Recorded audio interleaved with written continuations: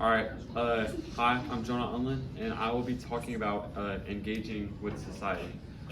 So, first off, it is very well known that there are both extrovert and introverted people, even a little bit of a mix. There's people who like to be inside and have alone time, but might still get energy from hanging around with their friends. Or there's people that love hanging around with people around them, but they need alone time to get their energy. So it's different for everybody. But engaging in society is interacting with people you may or may not know, just to get to know them or just to talk with them.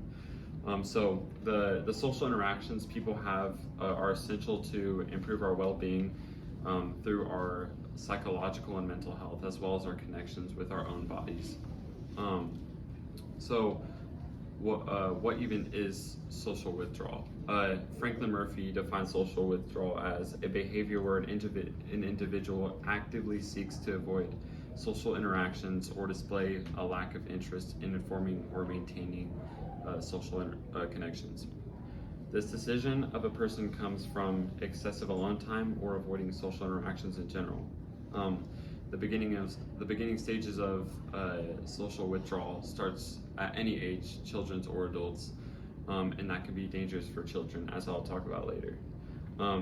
Geraldine Dexter tells us how withdrawal from society even starts, saying, social withdrawal occurs when a person intentionally avoids opportunities to interact with others, experiencing emotions like shame, anger, low self-esteem, or relationship issues may lead to social withdrawal.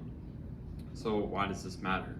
Why am I up here talking about engaging with society and why you shouldn't withdraw from society, no matter if you're an introvert or extrovert? Well, Anna Wenka talks about finding identity and or belonging within a community, whether it's through work, and that people, whether they hang around people, that's who they find their identity in. And you may have heard the cliche saying that like whoever you hang around is what you become or who you become. There's an article that says social withdrawal can affect the ability for a person to maintain social relationships and engage in daily life.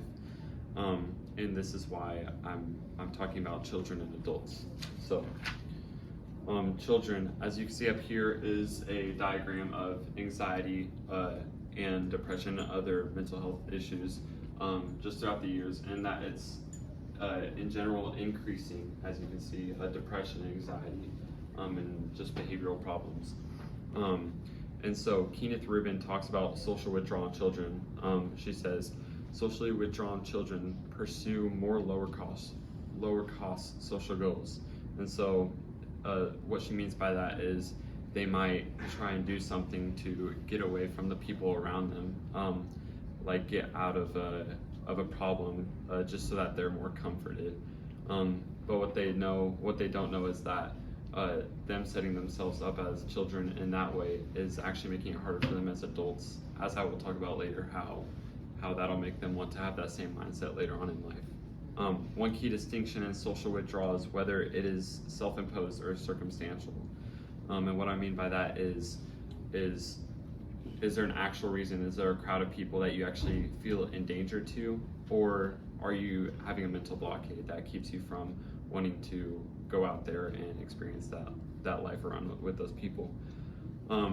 So adults, Eliza Hartley writes a long-term effects of social withdrawal, saying as people grow older and become more withdrawn, they may also become more sensitive to social stimuli, meaning they get easily overwhelmed with anything that's around them, whether it's there's a lot of people or they just get overwhelmed and they're social sensitive, as you could say.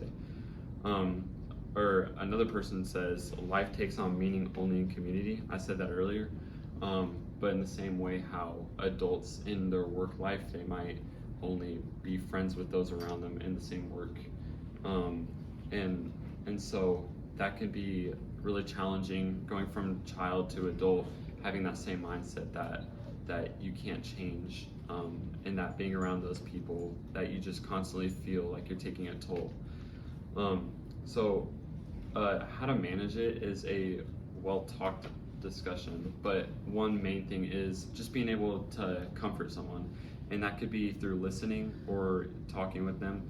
And a lot of times you should ask someone, what do you need right now? And they would say, oh, I need someone just to listen to me. I don't need you to say anything back. I don't need feedback. I just need to like get it out. And that happens a lot with teenagers especially. But an article written in March 2024 talks about the correlation between anxiety and social withdrawal, saying, isolation often leaves individuals alone with their thoughts, leading to overthinking and rumination. These overthinking thoughts can grow and spiral when isolated. And when you are isolated, it leads to negative talk and that self-individualism can lead to, like I said, that negative talk. But then an article written this year, 2025, describes when you help someone, saying that it's important to listen to them and understand how they feel, giving them a place to speak what's on their mind, and validating them. Because a lot of times society now, they're not fully attentive with listening, and it comes across as you don't really care. And so then this person has those negative self-thoughts about that what they're going through doesn't really matter, and they're invalidating their own emotions, even though depression within children and adults and anxiety is very real. So what I want to leave with you guys is a little time out of your day just to truly listen to someone, rather than them just going down a rabbit hole inside their own mind. Are you really giving other people the time? Are you really validating the people around you? And then even if you listen to them, are you coming back later and saying, hey, I thought about you, how are you doing with this? And so validation comes from a group of people. And so that's why I think that community is a really good way just to cope with your mentality and just have a healthier lifestyle that connects to your body. Thank you.